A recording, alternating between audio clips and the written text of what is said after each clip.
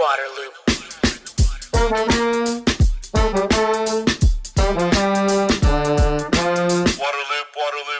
Welcome to Water Loop, the podcast that explores solutions for sustainability and equity in water. I'm Travis Loop, co-host for this episode. And I'm co-host Maya Richard Craven. This episode is part of the Color of Water series, which features interviews with diverse experts from communities across the country. This series is a collaboration between Water Loop and the Water Hub. This is episode number 219, Stormwater Solutions for Southern Communities. In the South, rapid development and intense rainfalls are making stormwater management more crucial.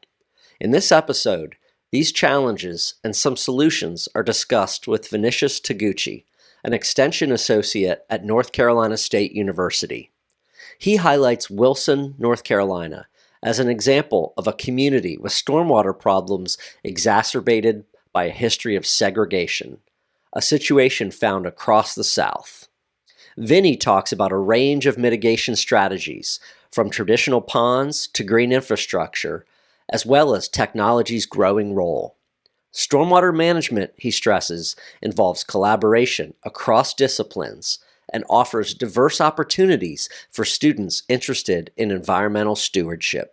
You're in the water loop. Well, Vinny, super excited to have you here to talk about stormwater. I'm based in North Carolina, just a couple hours away from where you are, so excited to get some insights into the state where I am. Yeah, likewise. Thank you so much for having me. Before we kind of dive into the conversation, could you just share a little bit about what you do, what your work is? So I work as a extension associate at the NC State University. University extension is one of the core parts of the land-grant institutions, which have a mission to translate all of the science and innovation that we're doing on campus to the rest of the state where it can benefit the rest of our communities. So from the world of stormwater, that means we provide training and workshops to share the latest research and the latest techniques with those who are practicing in this field throughout the state. That includes private companies, that includes municipalities, regulatory agencies. And then we also partner heavily with municipalities around the state to do university research, to try out new technologies, to do new approaches, to get a better understanding of maintenance needs, and make sure that all of our stormwater approaches are really optimized for North Carolina. Everything works well, everything works in a financially viable way, so everyone can benefit. So our first question for you is, what is happening with precipitation trends in the Carolinas and across the Southeast? Well, I think we're all trying to understand what the new climate normal is, but in North Carolina, we have, of course, our hurricanes every year, and that seems to be where people see the most impact. So we've historically had, heavy precipitation with the hurricanes, but then in between we'll sometimes have periods of drought because it's pretty dry and hot here at times in the Southeast. And as the climate intensifies, we're seeing larger hurricanes coming through, but sometimes they come through less often. It's sort of difficult to predict. And that just makes it very challenging for cities to secure the water that they need. A lot of cities here have small man-made reservoirs. And at the same time, from a stormwater management perspective, our infrastructure just isn't designed to handle 15 inches of rain, 20 inches of rain, whatever it ends up being. Yeah, I know. I mean, we had Hurricane Florence here in 2018 and got over 30 inches of rain. So that was an issue. The one thing I hear a lot about is these more intense rainfalls around the country, right? Like dumping a bunch of rain really quick. Is that trend something we're seeing in the Carolinas too, like aside from the hurricanes? Yeah, climate's a little bit outside my expertise, but that is some of what I've heard. It's like there's a lot more energy because of the higher temperatures in the atmosphere, so you have more moisture and it can come down with much more intensity. It just makes everything a little more challenging to handle. To your point, and even if we have the same size storm, if it all comes down at once, every system is overwhelmed. And we're doing a lot of research now exploring that with stormwater management, seeing if, historically we've tried to size our green infrastructure for the most common storm sizes, about 1 or 1.5 inches of rain, which we call the water quality storm. But now we're seeing that with how intense the rainfall is and with how large the storms are, it seems like there's actually a pretty substantial pollutant load in these larger events as well. And if our infrastructure isn't treating that at all, if everything gets full after 1 or 1.5 inches, then all of that's getting missed. What are the specific concerns with stormwater in this region where you focus on? What are the problems that are, I guess, driving stormwater aside from the rainfall? And then what are the concerns about what that stormwater is doing? North Carolina is kind of a unique place. I mean, there are commonalities throughout the Southeast that are pretty different from the rest of the U.S. One issue is that we are a rapidly growing region. There are people coming from all over the U.S. and the world to move to the Southeast. That means there's a lot of land development happening. There's a lot of deforestation. There's agricultural areas being converted to suburban. There's rapidly growing urban areas. That always affects the water cycle anytime you're changing the land use. At the same time, with the political climate in the Southeast, it's difficult to prescribe stormwater management in the way that might be possible in the Northeast or in California. And things have to be done more on a market-based approach. So we have to justify economically what are the advantages gained by making these investments, by doing these infrastructure improvements, by preserving the water quality. So a lot of our drivers tend to follow accordingly. So flooding, of course, is a bipartisan issue. No one likes to get flooded.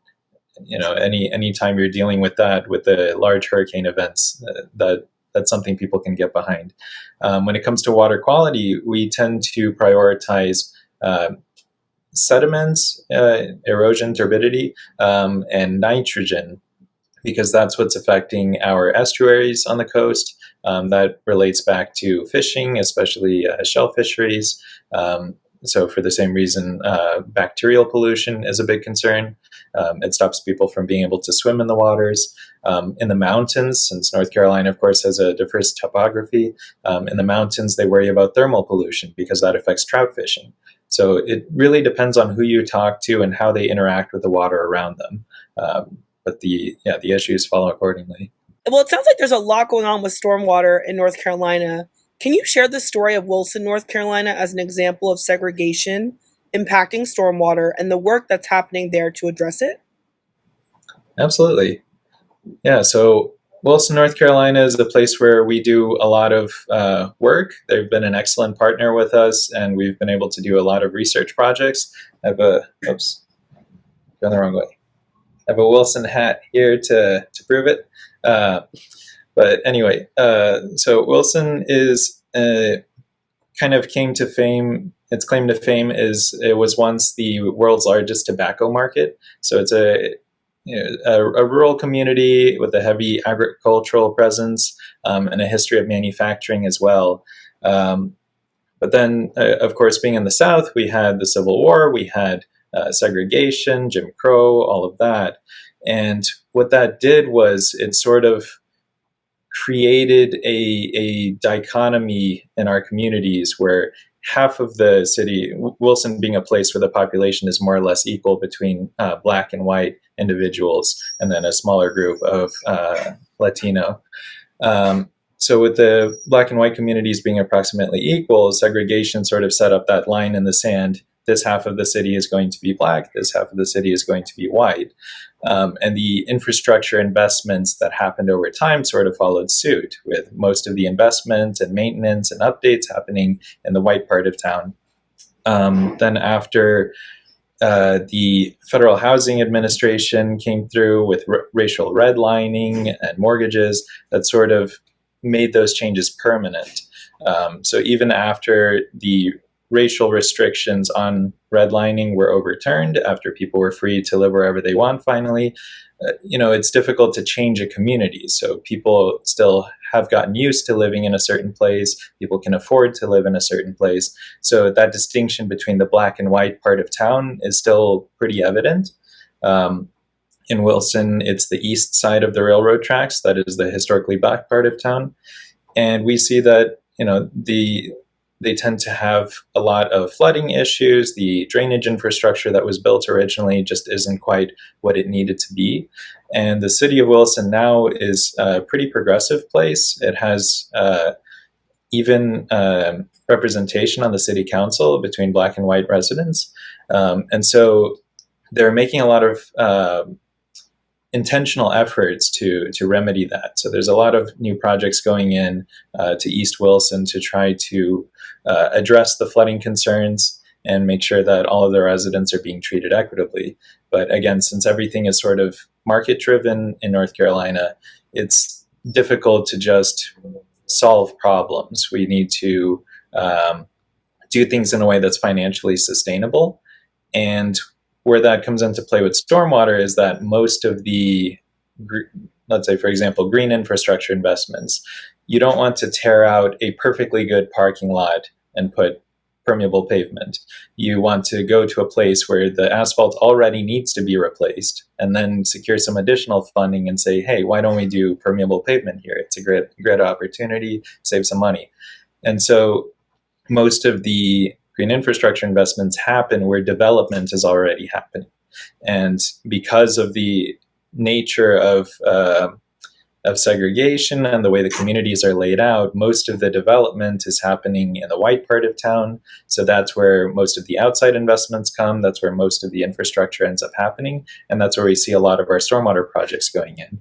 But the city of Wilson, since it's trying to be, a little more proactive about that and not just follow the pressures of the market, we're working together to apply for some additional grant funding so that we can put in projects on the east side of town when there isn't as much development happening. But that's sort of where you start getting into the double-edged sword of green infrastructure and green gentrification. So one of the reasons that people have for putting in green infrastructure is because if you do it right, it's beautiful, it's an asset, it increases the property value. But then if you live in a community where the property value is increasing around you, that's going to drive up your cost of living, that's going to drive up the property tax, and that means that it may become more difficult to continue to live there if your income isn't also going up. So it's very important that we work together with affordable housing efforts, and that we work, most importantly, with the community locally. So we're not just swooping in and saying, here's what you need. We need to speak with the community and understand their needs, what they want, how they want to see their community grow, because no one wants to live in a place that floods. No one wants to live in a place with unmaintained infrastructure. But there are many different ways to address flooding and different infrastructure needs. And we want to make sure that if the community is going to change, it's going to change in a way that merges well with the needs of the residents. The situation you described in Wilson, the history, right, of inequality and segregation is something that's obviously played out in like a lot of American communities. And so this stormwater situation and all the other environmental problems are something that's played out in a lot of other communities. It's really interesting to hear from you, your experience working with and in one of these places and kind of the lessons you've learned. Certainly stuff that's valuable to share outward. What type of solutions are being employed when it comes to stormwater in Wilson and the other places that you work? You mentioned green infrastructure, and permeable pavement, but what kind of solutions are going in? Stormwater field is pretty dynamic. There are new solutions and approaches coming in all the time. It all sort of got started in the US with the National Urban Runoff Program, which was putting in ponds. So that's why, especially in older communities and pretty much all around, we see stormwater ponds as being the most common feature. But in North Carolina in particular, my boss, Dr. Bill Hunt, was one of the early pioneers of bioretention, and some areas called a rain garden. And so we have quite a few of those around. That's really good for filtering stormwater, removing a lot of the pollutants.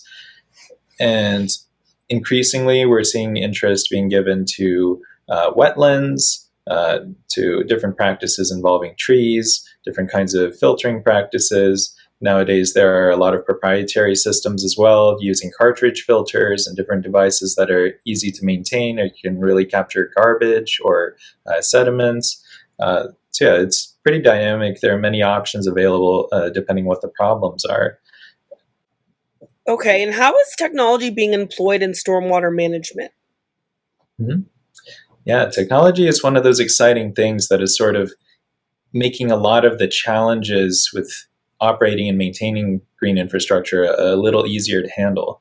So historically, people would construct green infrastructure. One of the arguments was that it's cheaper to construct than traditional infrastructure since you have different mechanisms for managing the stormwater. You're not relying on everything happening in a concrete box. You can have water moving down into the soil. So with infiltration, you don't need quite as much capacity. You have the different biological features that can clean the water, so you don't have to do everything chemically. Um, but then because it's a dynamic system, it's not just going to be the concrete box that you build. It's going to have living things in it. They're going to grow. You're going to have sediment collecting, so that's going to build up. It needs to be scooped out. It could be clogged. There could be animals coming in and messing with it. So it's always been really important to have regular inspection. And that's something that, when you're operating on a municipal scale, can be quite challenging to make sure that all of your inspectors are going out frequently enough. So with the advent of low cost and reliable sensors like Arduino based technology and proprietary versions of that, it's become a lot easier to know when your system needs to be maintained. So it still doesn't replace the human interaction, but perhaps instead of having to visit every single pond every month, you can visit every pond once a year and have some sensors that can tell you how things are going. So there are devices you can have in the water to measure the water quality, looking at temperature, electrical conductivity, even nitrogen concentrations. You can have devices that measure the sediment levels that are accumulating. You can have cameras that are in place just to get eyes on the practice, so it's not out of sight and out of mind. But there are also a lot of opportunities for active management. So one of the projects that we're doing in Wilson on stormwater ponds is using an active control on the outlet of a pond. So right now, because Wilson is closer to the coast, they worry a lot about flooding from hurricanes, and they will go around and empty a lot of their stormwater ponds ahead of a storm, so that when it rains, there's more space for that water to collect. By dropping the water level, you have that empty bowl just waiting. But that takes a lot of people power. They rely on a network sometimes of calling property owners to have them lower the water levels. So there's a lot of room for error. There's a lot of inefficiencies when your municipal staff is having to worry about lowering the water level when there's a million other things you have to do to prepare for a large hurricane. So the advantage of having the active control, and the system we're using is called OpenStorm, is developed by the University of Michigan, Ann Arbor.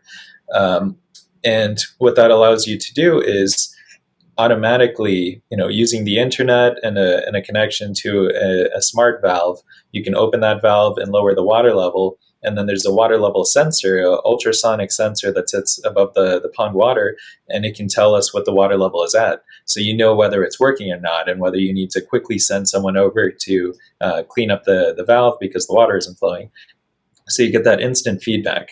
The even cooler part of that, which we're going to be working to set up, and Michigan has been pioneering, is to connect that to the weather forecast. So then you don't even need to hit the button.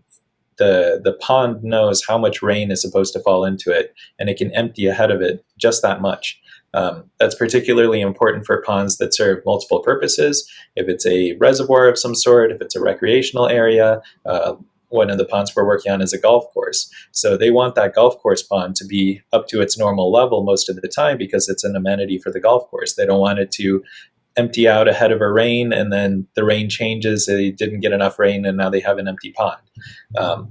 So there are different considerations you can put in, make sure that it only empties a certain amount, make sure that it's going to capture a portion of the rain that's going to come, but not all of it. And it's a lot easier to do that sort of fine management with a smart system because you can code it all in. You can write the decision making, and you don't rely on someone who has to go and know what to do with this pond and when to do it and when not to do it. Well, you're making our listeners out west jealous here, talking about, having to drain ponds of just excess water because there's rain coming. They'd love to have that situation. And you've just talked a lot about technology, right? Some technology, and then the actual infrastructure. What about the people side of stormwater management? You're working with people in Wilson and different organizations there and entities. How is collaboration kind of key to addressing stormwater challenges? Yeah, I think stormwater is a really unique field in terms of collaboration. In academia, we talk a lot about how our fields are stuck in silos. And so the people who know this discipline only know this discipline. There's someone else in a different discipline working on pretty similar problems, but with a different approach. And there's very little opportunities for communication between those two to sort of innovate and come up with new solutions. Well, stormwater is a relatively new field, so it didn't have its own historical knowledge base. And it's sort of come into its own and is sort of trying to find its place among the fields that already exist. So a lot of people in stormwater, myself included, have more of a civil engineering background. So we learn about infrastructure, we learn about how to prevent flooding, make sure that the systems are safe to operate within the city. But then I've been talking about some of the social considerations, that what impacts do these have on the people who live in the community. That falls more into urban planning or sociological area. So it's important to have there are a lot of people in the stormwater field who come from those backgrounds and are starting those conversations, because those aren't really conversations that civil engineers were equipped to have. Similarly, we're talking about the technology in stormwater. Branko Kirkes, who's the professor at the University of Michigan who developed the smart controls, he has a computer science background. So he's applying an entire different knowledge base and set of skills to these stormwater problems. And again, it's stuff that it's not that civil engineers couldn't have developed smart controls, but it's going to be a different approach. It's not necessarily going to be the low-cost DIY Arduino approach that computer scientists are familiar with. So there's so much advantage in having people coming from different places. Even these proprietary and non-proprietary cartridge filtration systems, or at the University of Minnesota, they're doing iron enhanced sand filtration. There are all kinds of these new techniques that can really capture specific pollutants. And a lot of that knowledge comes from people with more chemical or chemical engineering backgrounds, because they really understand that part of it, while the rest of us are sort of skimming the surface and dabbling. We know enough to do it and to make sure we do it right, but it's a lot more difficult to create from the beginning. And that's where the collaboration really comes in. And what is attracting students to work on stormwater? I think students come at this from a lot of different places. Speaking from my own experience as a recent student, I really liked the environment and nature. I wanted to help protect that and keep everything clean. But there are many different ways to protect the environment. I remember when I was starting in engineering undergrad, a lot of people wanted to go to renewable energy because they saw that as the best way to protect the environment. But even if you think of like a wind turbine, well, there's going to be the electrical engineers that do the renewable energy, the grid distribution part of it. There's the structural engineers that design the actual turbine. There's the aerospace engineers who design the turbine blades. There's the geotechnical engineers that make sure that thing can stand. There's all kinds of economics and marketing that goes into why would someone want to have a wind turbine stuck on their farm. So it takes a village to do any one of these solutions. So the end result is less important than what's the part that you enjoy working on and what do you want to do every day for the rest of your career. And so for me, I knew that I like being outside and I like playing with water. And so I was trying to find where would that be. I was looking at environmental engineering, but depending on different universities call things different ways. So at NC State, there's less of the stormwater management and environmental engineering. They focus more on the drinking water, wastewater, landfills, air quality. But I wound up over in the Department of Biological and Agricultural Engineering, and that's where they do the stormwater management and ecosystem restoration. I believe the Department of Natural Resources also has a program like that. So there are different ways to get involved. But a lot of the students that we have similar experiences. They want to be outside every once in a while. They want to do something with nature. And because of how varied the stormwater field is, they can do just about any kind of project and it'll still fit. So there are students who do primarily modeling projects. They're looking at hypothetical scenarios. They're looking at climate change resilience. There are students who are out in a wetland and tromping through the mud and quantifying the insects and the water quality that we see in the system and everything in between. Well, that's awesome. I feel like each of these kind of topics we asked you about could be a full conversation. You got a ton of knowledge and perspective. So really appreciate it, Vinny. Look forward to following your work in North Carolina and beyond. Definitely. Thank you so much. Yeah. If anyone has any questions, feel free to reach out to me. Thanks, Vinny. Thank you. Thank you for listening to the podcast. This was part of the Color of Water series, a collaboration between Waterloop and Water Hub. To find all episodes, sign up for email updates, and connect on social media, visit waterloop.org. Waterloop, Waterloop, Waterloop.